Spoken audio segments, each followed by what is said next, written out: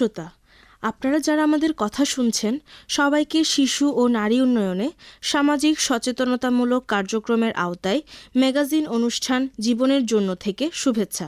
শিক্ষার মাধ্যমে জ্ঞানের পাশাপাশি অর্জন হয় সামাজিক মূল্যবোধ, পারস্পরিক সম্মানবোধ, নিজস্ব সংস্কৃতির প্রতি শ্রদ্ধাবোধ এবং গড়ে ওঠে মানুষের সাথে বন্ধুত্বপূর্ণ সম্পর্ক।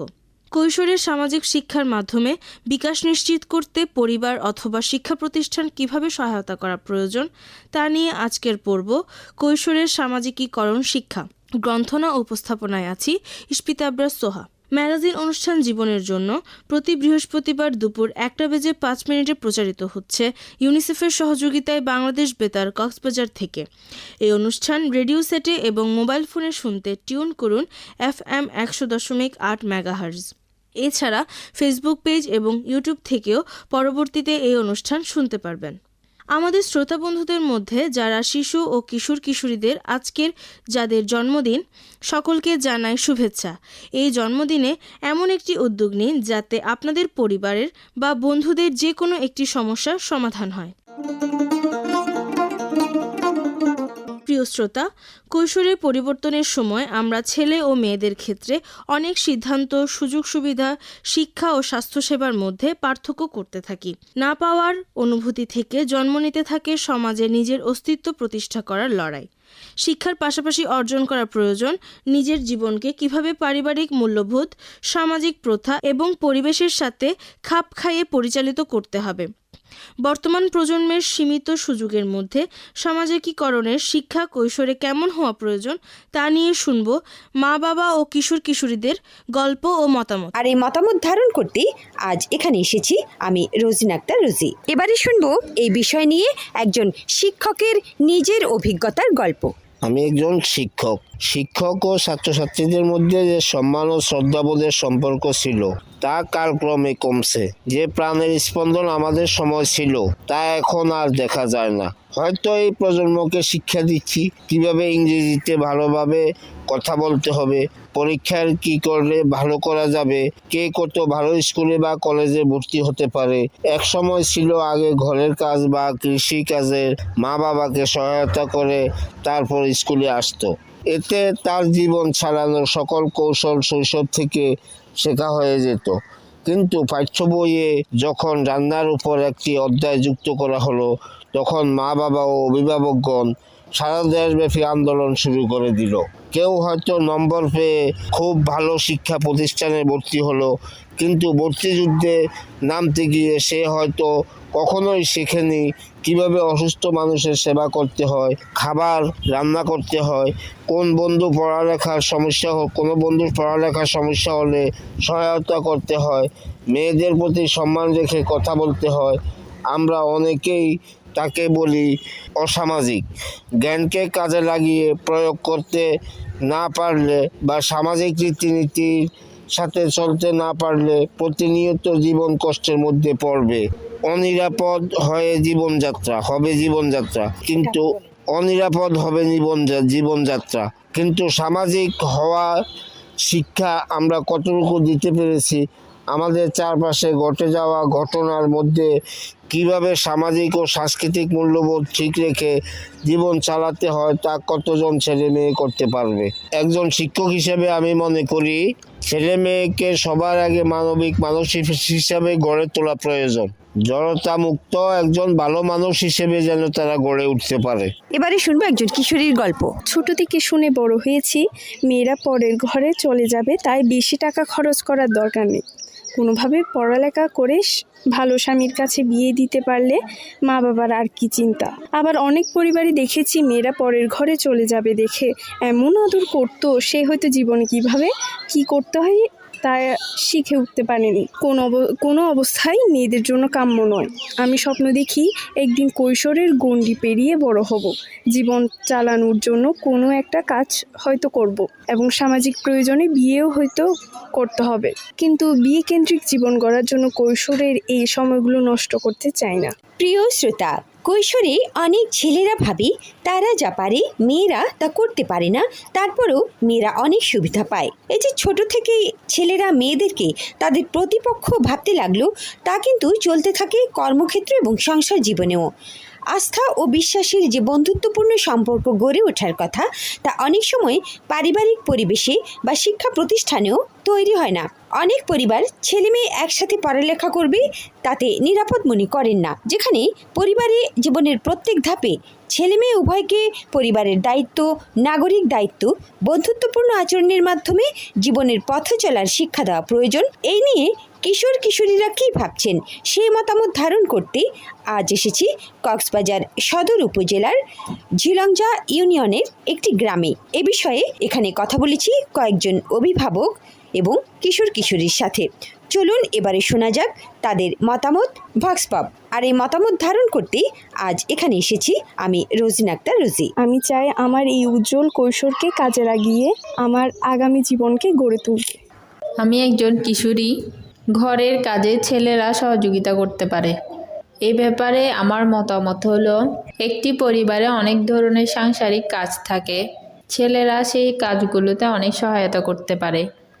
ছেলে মেয়ে সবাইকে নিয়ে যেহেতু একটি পরিবার, সেহেতু ছেলেরাও যদি সাংসারিক কাজ কিছুটা ভাগ করে নেয়, তাহলে একটা পরিবারে একটা ঘরের কাজ অনেক সহজ হয়ে যায়। এই ব্যাপারে ছেলেদের অভ্যাস না থাকলেও পরিবারের অভিভাবকরা তাদের এই ব্যাপারে উৎসাহিত করতে পারে।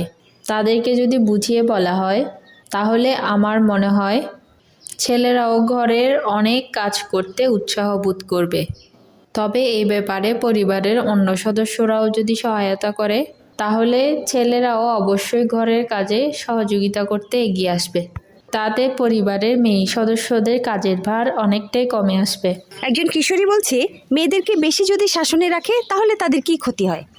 একটা মেয়েকে যদি বেশি চাপে রাখা হয় তার সুরক্ষার জন্য, তখন তার মধ্যে একটা নার্ভাস ফিল তৈরি হয়ে যায়। মন মানসিকতা সবসময় এমন একটা পর্যায়ে চলে যায় যে তার সবসময় একটা মনে দ্বিধা কাজ করে, এটা করলে কি ভালো হবে, এটা করলে কি এরকম হবে বা অন্য এফেক্ট পড়বে, এটা নিয়ে সবসময় তার মনে টেনশন থাকে, যার ফলে সে সহজভাবে চলাফেরা করতে পারে না এবং তার মনে একটা সবসময় ভয় কাজ করে কিভাবে সে নিজেকে সুরক্ষিত রাখতে পারবে, এটা নিয়ে সবসময় সে ভয়ে থাকে। এই জন্য সে সবসময় ভালোভাবে চলাফেরা করতে পারে না, পরিপূর্ণ মানুষ হিসেবে গড়ে তুলতে পারে না বা অনেক সুবিধা থেকে বঞ্চিত হয়ে যায় এটার জন্য, এই ভয়ের জন্য। একজন কিশোর বলছেন, অসামাজিক শব্দটি প্রায় শোনা যায়। অসামাজিক বলতে সে কি মনে করে? একজন কিশোর হিসাবে আমি মনে করি অসামাজিক তাদেরকেই বলা হয় যারা সহজেই মানুষের সাথে মিশতে পারে না। যেমন ছেলে অতিরিক্ত চাপে বড়, যেসব ছেলেমেয়েরা অতিরিক্ত চাপে বড় হয় বা এমন পরিবেশে থাকে যেখানে তাদেরকে সহজে মানুষের সাথে মিশতে দেওয়া হয় না, বা যারা অতিরিক্ত শাসন বা এই ধরনের পরিস্থিতিতে থাকে, তারা অনেকটাই মুখ চড়া হয়, সমাজে মানুষের সাথে যেতে চায় না, সমাজের মানুষের সামনে যেতে চায় না, এমনকি পরিবারেও তারা নিজের সব কিছু গোপন রাখে। এই ধরনের ছেলে মেয়েদেরকে অসামাজিক বলা হয়। একজন কিশোরী হিসাবে আমি মনে করি ছেলেমেয়েরা যাতে এই জড়তা কাটিয়ে উঠতে পারে, সমাজের সবার সাথে মিশতে পারে, পরিবার, সহপাঠী, শিক্ষা প্রতিষ্ঠান, খেলাধুলা ও সামাজিক অনুষ্ঠান ইত্যাদিতে তারা যেন সবার সাথে মিলেমিশে কাজ করতে পারে, থাকতে পারে, সেটাই হওয়া উচিত। যাদেরকে আমরা অসামাজিক বলে থাকি তাদেরকে একটু ভালো করে বুঝালেই তারা তাদের জড়টাও কাটিয়ে উঠতে পারে। একজন কিশোর হিসাবে আমি এটাই মনে করি। তবে তাদেরকে অসামাজিক বলে ছোট করা উচিত নয়, বরং তাদেরকে উৎসাহ দিতে হবে তারা যেন সবার সাথে সুন্দরভাবে, সহজভাবে চলাফেরা করে। একজন কিশোর জানাচ্ছি, বন্ধুদের সংস্পর্শে এসে তার কি কি আচরণ পরিবর্তন হয়েছে। আমি একজন কিশোর শিক্ষার্থী। আমি বন্ধুদের সংস্পর্শে এসে আমার অনেক পরিবর্তন এসেছে জীবনে। আমার আচরণে অনেক পরিবর্তন এসেছে। আমি এর আগে পড়াশোনায় তেমন মনোযোগী ছিলাম না, একঘেয়েমি ছিলাম, বাসায় বসে থাকতাম, খেলাধুলায় তেমন আগ্রহ ছিল না, কিন্তু কারোর সাথে অনেক মেশামেশিও আমার হতো না। বন্ধুদের সংস্পর্শে এসে আমার অনেক পরিবর্তন এসেছে। আমি এখন তাদের সাথে মেলামেশা করি, তাদের সাথে খেলাধুলা করি, এর ফলে আমার মনও ভালো থাকে, পড়াশোনায় মনোযোগও দিতে পারছি। তারা আমার অনেক পরামর্শও দিয়েছে। তাদের সাথে মেশার ফলে তাদের আচরণ আমার উপরেও প্রভাব ফেলেছে। তাদের মতন আমি পড়াশোনায় এখনও মনোযোগ হতে পারছি। আমার শিক্ষকরা এখন আমার পছন্দ করছে। আমার পরিবারের সকলের সাথে আমার ভালো সম্পর্ক তৈরি হয়েছে। বন্ধুদের সংস্পর্শে এসে আমার এই পরিবর্তনগুলো পরিলক্ষিত হচ্ছে এবং আমি বুঝতে পারছি বন্ধুদের সংস্পর্শে এসে আমার এই যে আচরণের পরিবর্তন, এটা আমার জীবনে খুব ভালো প্রভাব ফেলছে। একজন শিক্ষক জানাচ্ছেন কৈশোর থেকে নাগরিক দায়িত্ব এবং পরিবারের দায়িত্ব পালনে শিক্ষক কিভাবে সহায়তা করতে পারে। আমি একজন শিক্ষক। আমার ছাত্রছাত্রীদেরকে আমি এটাই শিক্ষা দিই যেন তারা সব ধরনের সংকোচ, ভয়ভীতি এবং কুসংস্কার থেকে মুক্ত হয়ে মানুষের মতো মানুষ হতে পারে। তারা যেন কৈশোর থেকে নিজেকে যোগ্য মানুষ হিসেবে গড়ে তোলার চেষ্টা করে। কারণ কৈশোর থেকে যে শিক্ষা পাবে সেই শিক্ষা কাজে লাগিয়ে যোগ্য নাগরিক হয়ে দেশের, সমাজের এবং পরিবারের প্রতি সঠিক দায়িত্ব পালন করতে পারে। এজন্য আমাদের শিক্ষক মণ্ডলী এবং যারা অভিভাবক আছেন সবাইকে এগিয়ে আসতে হবে। ছাত্রছাত্রীদের অর্থাৎ আমাদের ছেলে মেয়েদের সঠিক শিক্ষায় শিক্ষিত করে গড়ে তুলে দেশের যোগ্য নাগরিক হিসেবে যেন তারা উপরে উঠতে পারে, যেন তারা গড়ে উঠতে পারে, সেভাবে তাদেরকে সহযোগিতা এবং উৎসাহ দেওয়া দরকার। একজন মায়ের বক্তব্য শুনবো, তিনি কিভাবে তার কিশোরী মেয়েকে শুধু বিয়ে নয় সঠিকভাবে মানুষ হওয়ার শিক্ষা দিচ্ছেন। আমি একজন কিশোরী মেয়ে, মা হিসেবে কীভাবে ওকে শিক্ষা দিচ্ছি আর কি। আমার মেয়েকে আমি এই শিক্ষা দিই, জীবনে যেন লেখাপড়া করে মানুষের মতো মানুষ হয়। মেয়ে বড় হবে, তাকে বিয়ে দেব, এই চিন্তা নিয়ে তাকে বড় করা যায় না। পৃথিবীতে টিকে থাকতে হলে মেয়েকে একটা যোগ্য মানুষ হিসাবে গড়ে তুলতে হবে। আমার মেয়েকে আমি এটাই বলি, সেই যেন লেখাপড়া শেষ করে নিজের যোগ্যতায় সমাজের নিজের অবস্থানে পরিচয় দিতে পারে। সে যেন একজন যোগ্য নাগরিক হিসেবে গড়ে উঠতে পারে। এভাবে তাকে আমি উৎসাহ দিই। মেয়ে হয়েছে বলে শুধু তাকে বিয়ে দেব এটা আমার চিন্তা না। তাকে আমি একজন পরিপূর্ণ মানুষ হিসেবে দেখতে চাই। সেভাবে আমার মেয়েকে আমি তার নিজের জীবন পরিচালনা করার শিক্ষা দিই। এতক্ষণ শুনেছেন গল্প ও মতামত। এখন শুনবেন শিশুর যত্ন নিয়ে গান।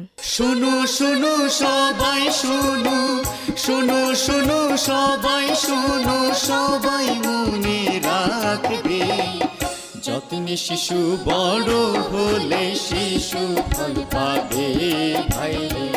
যত্নে শিশু বড় হলে শিশু ফল পাবে।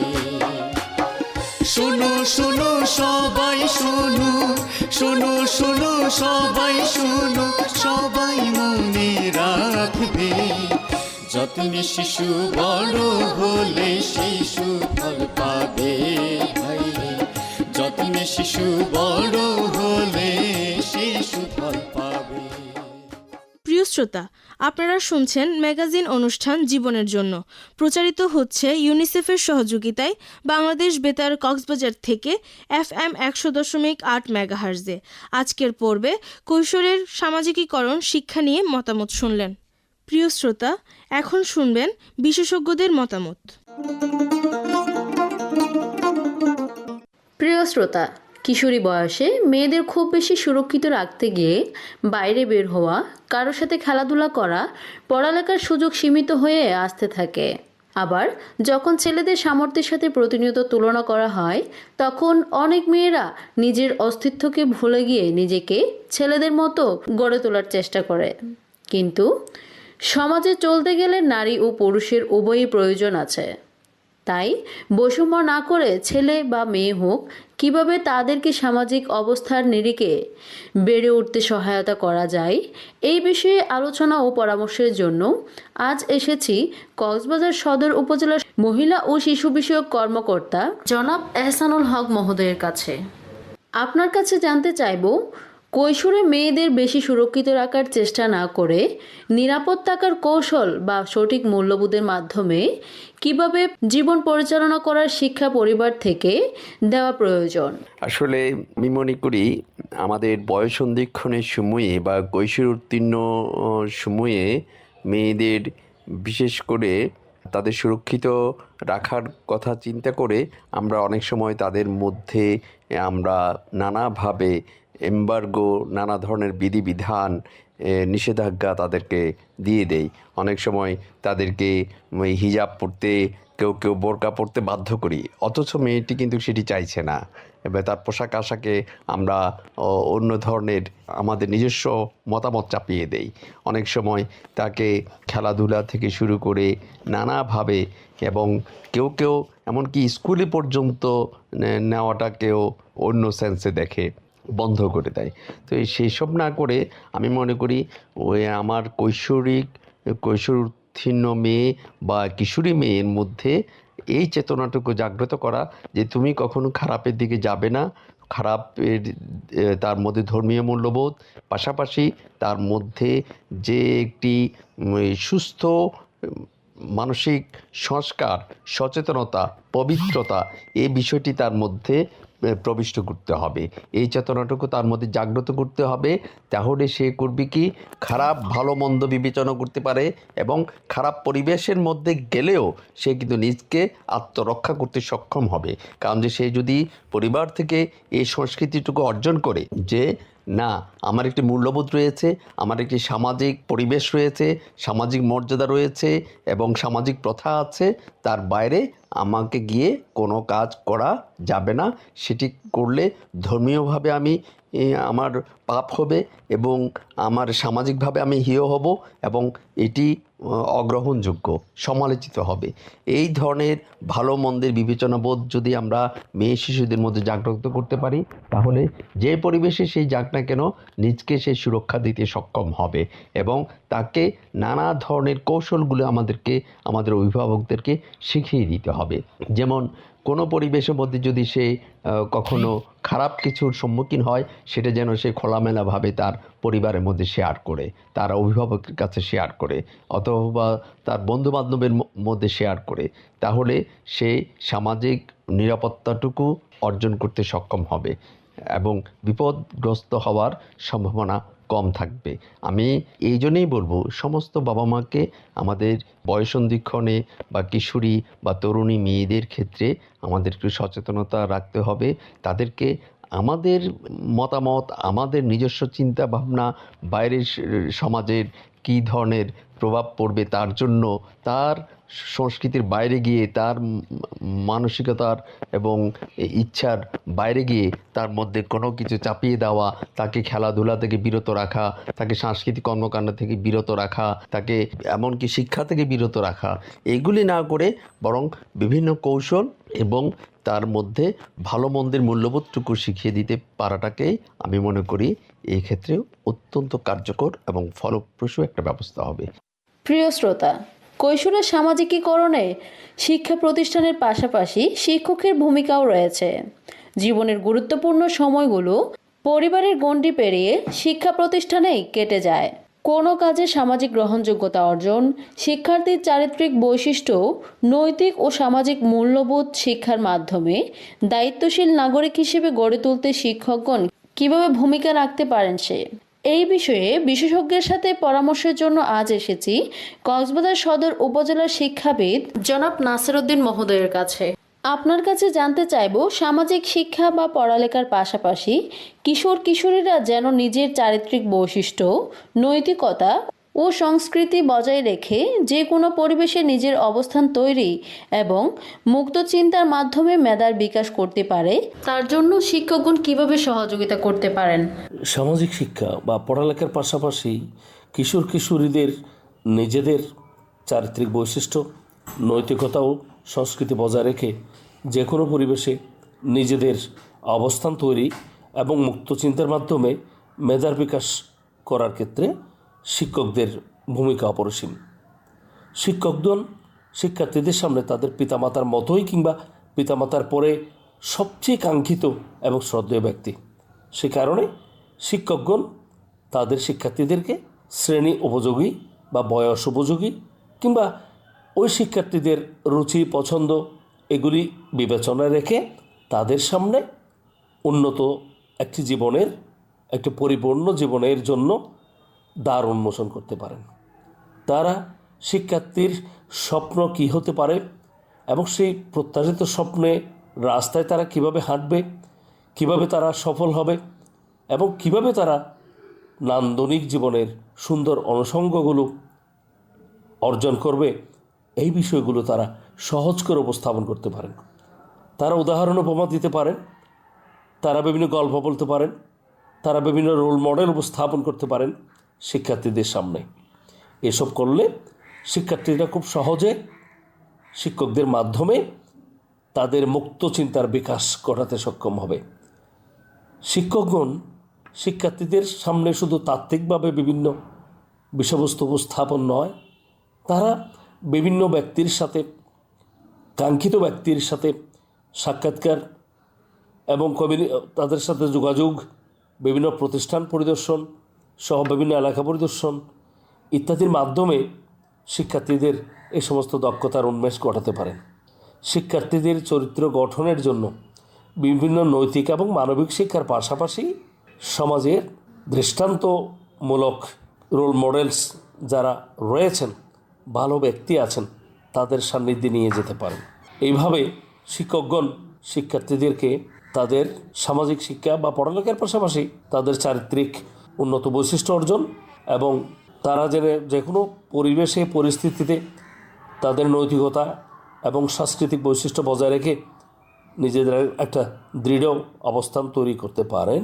এই সহজ বিষয়টি সহজভাবে শিক্ষার্থীদেরকে উপস্থাপন করার মাধ্যমে তাদেরকে তৈরি করতে পারেন শিক্ষকরাই।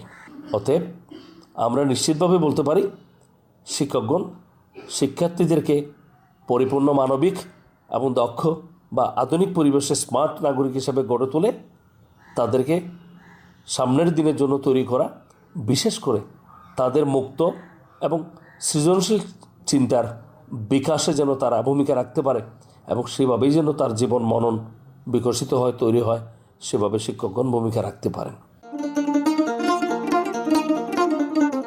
শ্রোতা বন্ধু, আমরা অনুষ্ঠানের শেষের দিকে চলে এসেছি। যাওয়ার আগে কিছু করণীয় আপনাদের জানিয়ে দিচ্ছি। কৈশোরের স্বপ্নকে বাস্তবে রূপ দিতে তাদেরকে সুরক্ষার নামে বন্দী না করা, পারিবারিক সামাজিক পরিবেশ এবং সংস্কৃতির প্রতি শ্রদ্ধাবোধ রেখে জীবন পরিচালনা করার দক্ষতা অর্জনে মা বাবা এবং শিক্ষকগণের সহায়তা করা। এই বয়সে যা ধারণ করবে তাই হবে ভবিষ্যতের নির্মাণ। প্রিয় শ্রোতা, অনুষ্ঠান সম্পর্কে সুনির্দিষ্ট মতামত জানাতে পারেন বাংলাদেশ বেতার কক্সবাজার ফেসবুক পেজে। যারা অনুষ্ঠানটি শুনেছেন এবং তথ্য দিয়ে সহায়তা করেছেন তাদের প্রত্যেককে জানাই আন্তরিক ধন্যবাদ। প্রিয় শ্রোতা, আজকের মতো এখানেই বিদায় নিচ্ছি। সকলের সুস্থতা কামনা করে শেষ করছি ম্যাগাজিন অনুষ্ঠান জীবনের জন্য। আজকের পর্ব কৈশোরের সামাজিকীকরণ শিক্ষা প্রচারিত হয়েছে ইউনিসেফের সহযোগিতায় বাংলাদেশ বেতার কক্সবাজার থেকে FM 100.8 মেগাহার্জে।